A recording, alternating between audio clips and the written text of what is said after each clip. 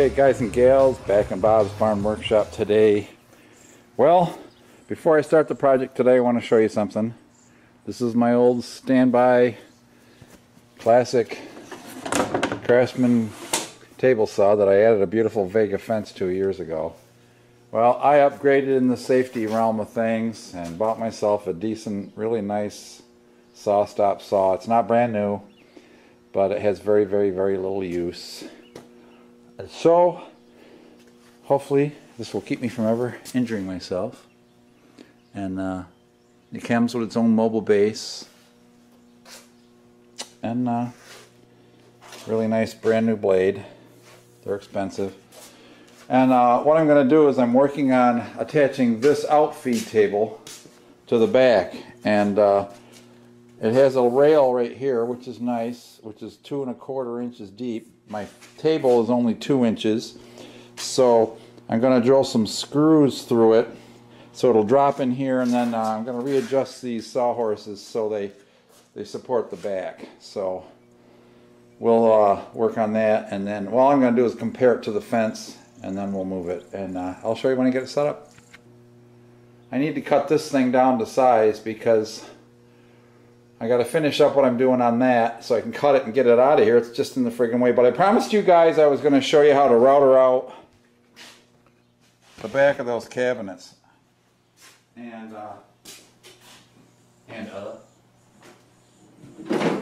I already built one of the upper cabinet boxes. I need to rip some wood with my saw stop to 1 1/4 because I need to put 1 1/4 pieces up in here to extrude this thing. So now I have my fingerboard set up, and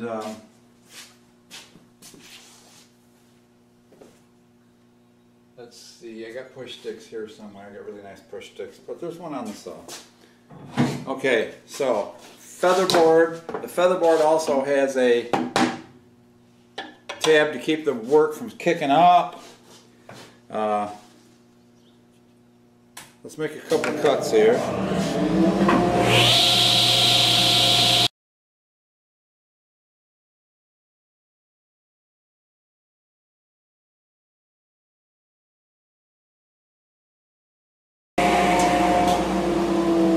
I'm still careful. Sorry, did you even see what I was doing?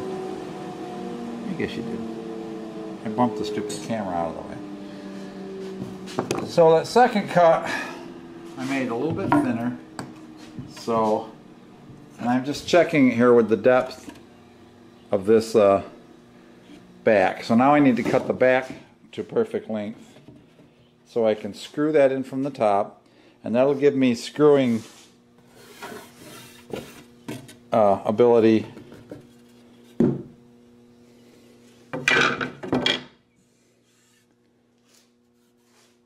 to the wall, and I'm going to put a piece on the inside. So I've got to measure both because they might vary just absolutely slightly. So I'm just going to cut those on the chop saw and we'll come back. Okay, I've clamped the work right to the top of the bench, and I got the wood that I wanted to put under there, fit it in there, and I'm clamping it. I'm just knocking it back in just a hair. I'm going to pre-drill the holes first and then put the glue in it. So I think I'm only going to put 3 in here.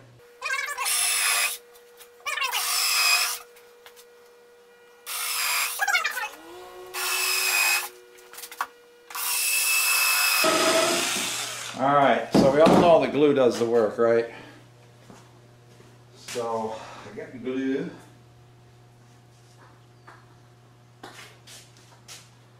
Gotta find my driver bit.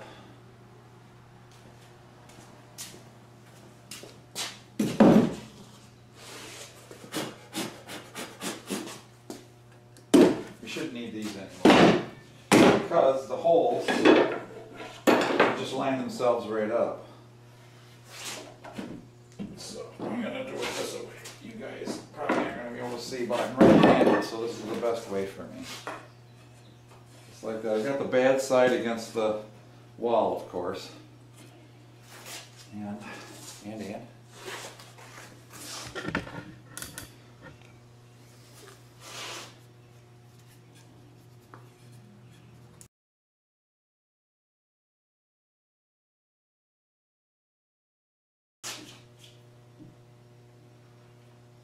She just fits in there just nice.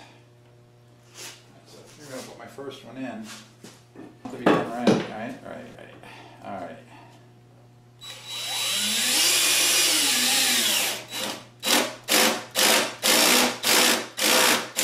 Put that screw down flush.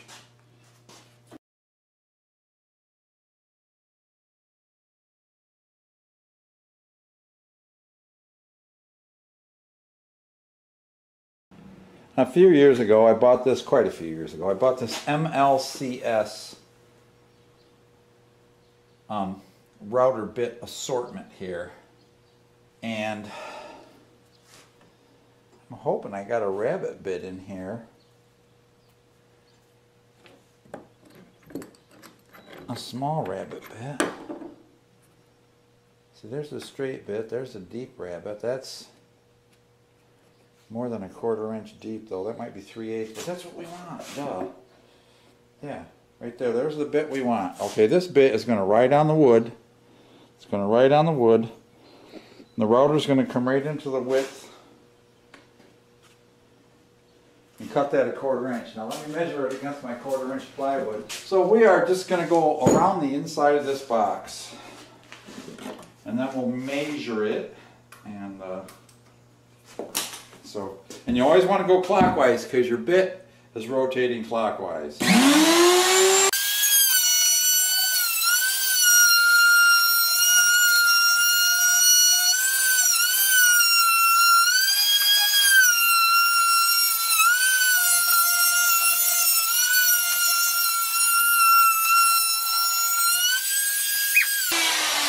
that's a dusty job.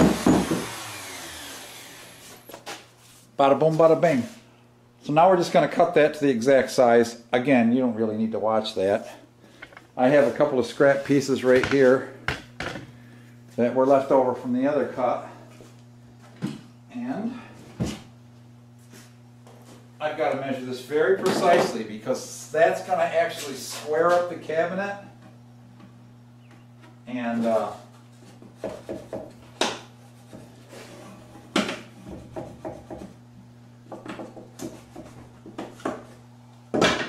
some of this plywood is a little warped, so when I put that on there, it's going to push it straight. I'm going to go by the factory edge just because I'm hoping that might be a little straighter. It's going to be covered in the glue anyway.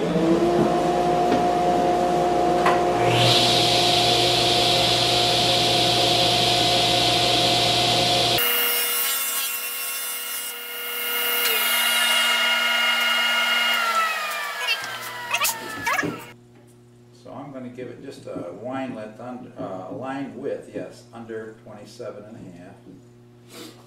All right. Now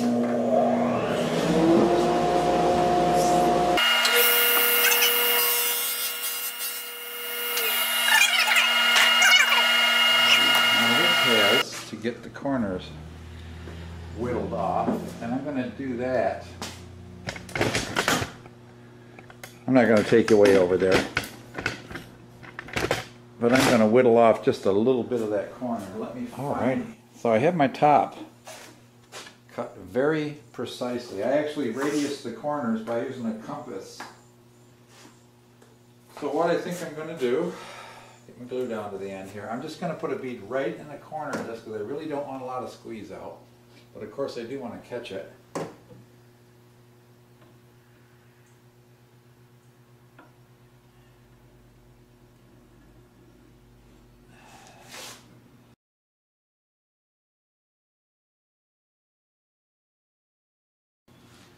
Okay, so one of these sides is warped,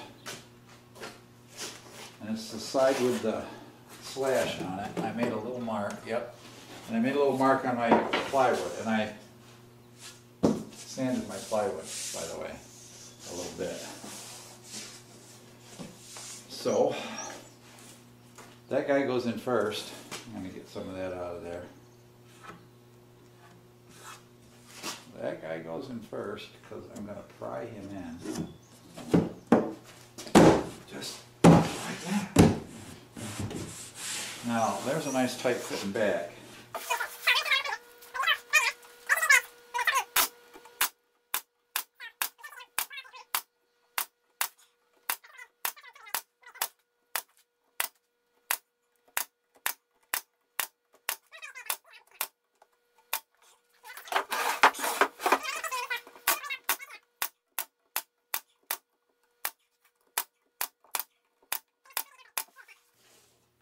Now if we done good, Billy, there won't be any glue squeezing out.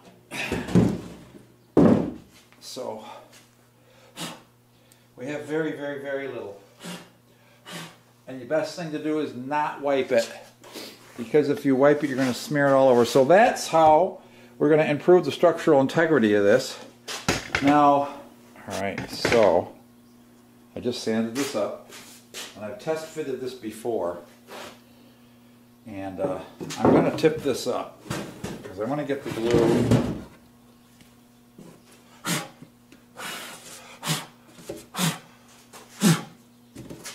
up against the plywood more than I want to get it against the 1/4 inch.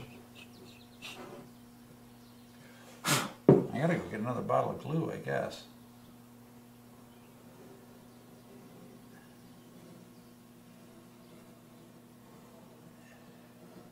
Now I'm using about an 1/8 inch bead in here, maybe.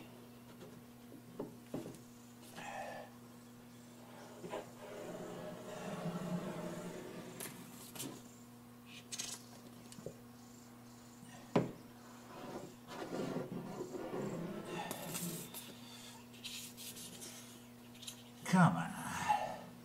All right, we're going to jam that right in there right now. I sanded it very well. And she fits nice and tight. Did I tell you that? Damn it. Alright, so we're just going to have to knock that in there. If I can find my stupid knocker. There it is.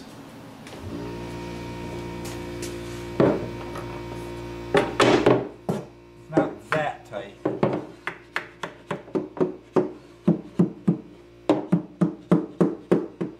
A few extra brads into this after we get this screwed down. So I've got to come in 5/8 of an inch on the top to put my screws in.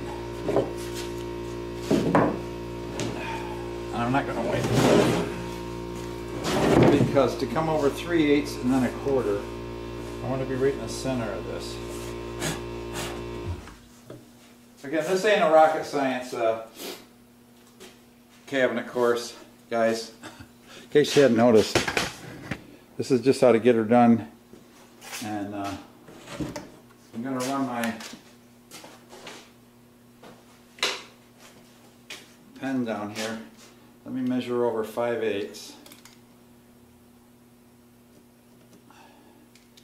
And then what you do is you put your pencil right in that little notch. That's why there's that notch in your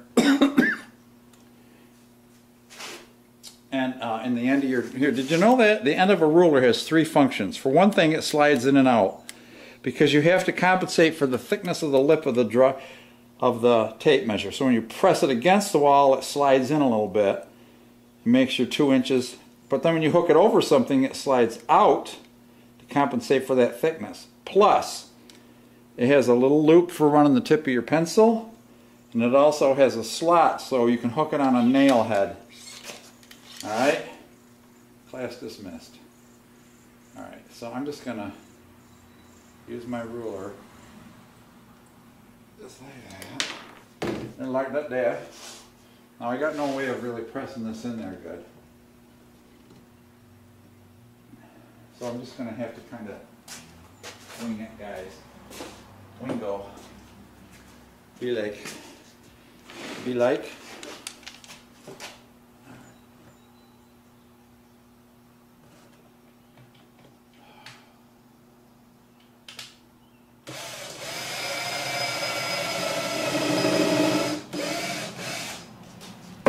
Alright, we're going to put one screw in there. Just hold her down.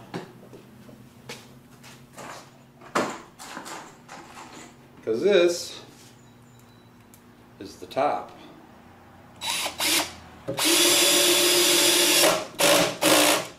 Alright. We're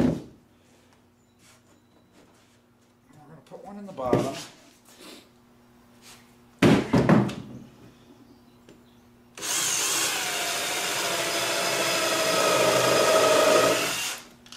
Sucker down.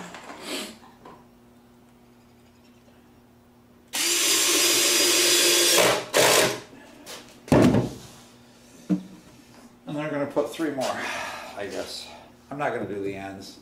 I don't think I need to do the ends. So we'll just split the difference. Again, this is never seen. This is the top of the cabinet.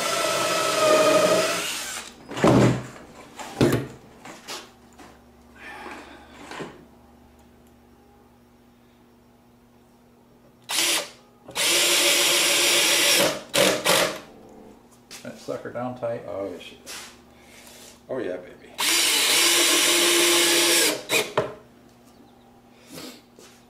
One more.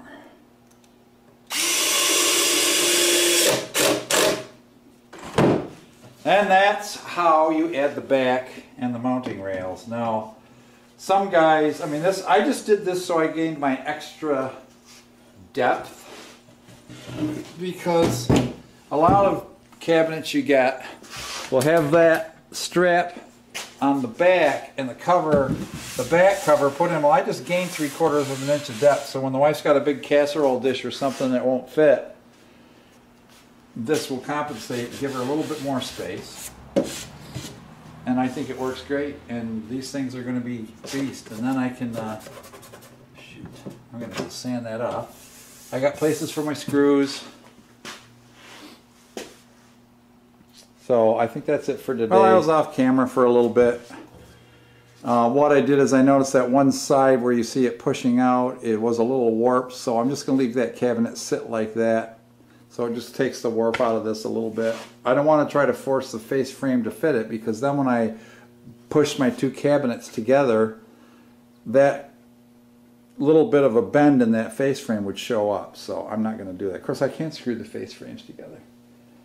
I should run screws between these 2 anyway. Alright, well anyway, I'm working on the big cabinet that we decided, remember we decided it wasn't going to fit through the door at the cabin? So my solution was to cut it in half some way. Well, there was a brace across, it's laying on its side. There was a brace across the back. I was able to take the screws out and knock it apart. Now the wood pulled apart, but when I put screws back in and glue it, it'll be fine. The front brace was not glued, so I marked that. And I cut the toe kicks, where I need to put the toe kick on the front, but now I need to cut it in half. And I'm trying to decide what's the best course of action for that.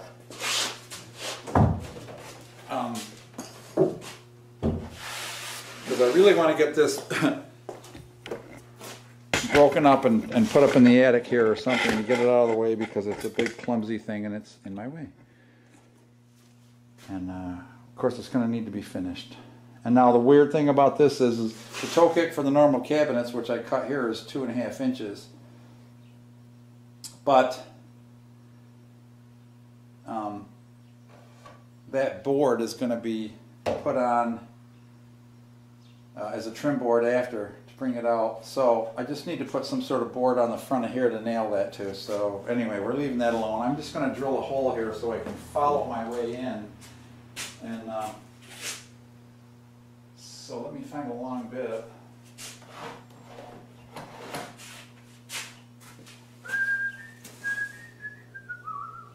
As I said, I just want to be able to find the line.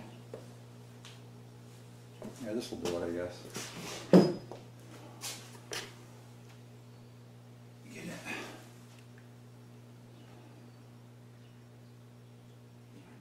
Do I want to do that? I want to bring it back a little bit. I'm going to bring it back a little bit, and that's where we'll cut it.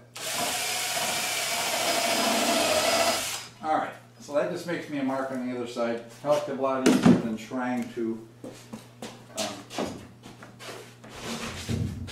measure it and figure it and all that.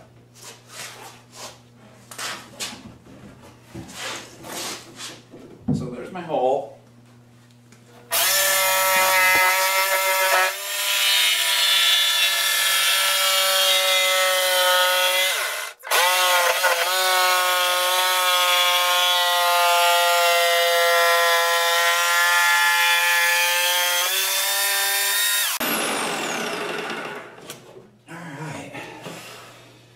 Well, I wandered a little bit in the middle, but it's going to butt right straight back together, so maybe I'll turn it right upside down. Yeah.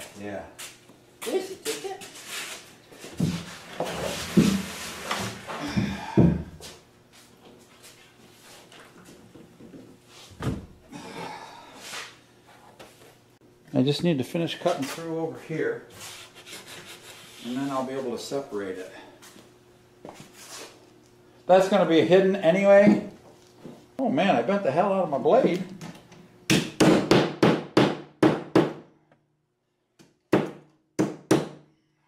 what's that? The hammer out. Straighten her back out.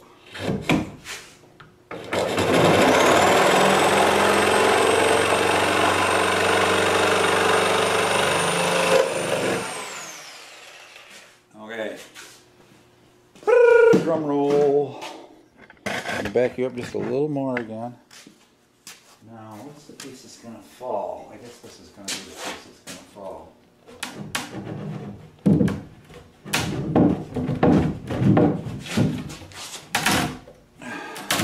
There we go. That wasn't so bad, was it? She said. Yeah. Okay, well I found a piece of plywood that is exactly the right length. Sawdust out of here, and so I'm running out of glue. I got to go to the depot. I thought I bought a bottle, but I took it to the lake.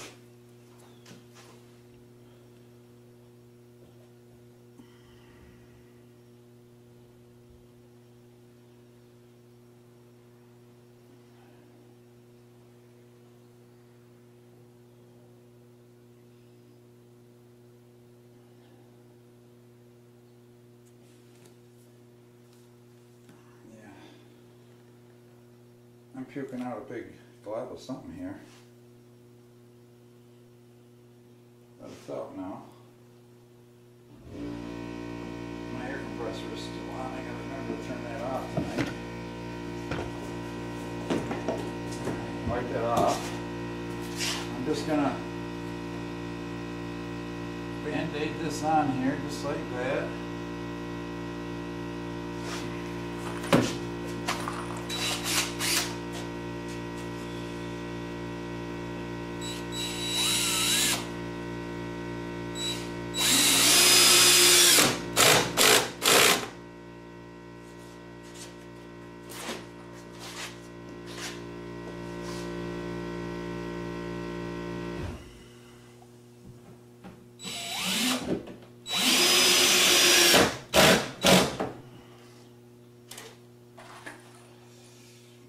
Glue and screw, she said.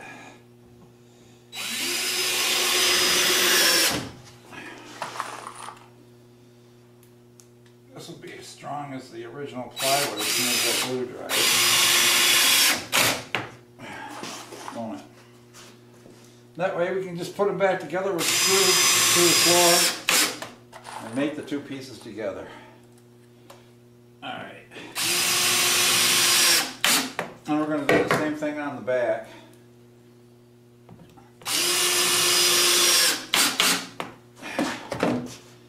We'll put a little patch in here. You don't need to be much.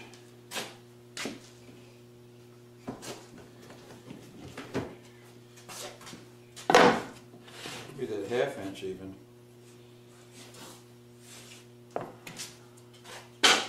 I'd rather use 3/4 though.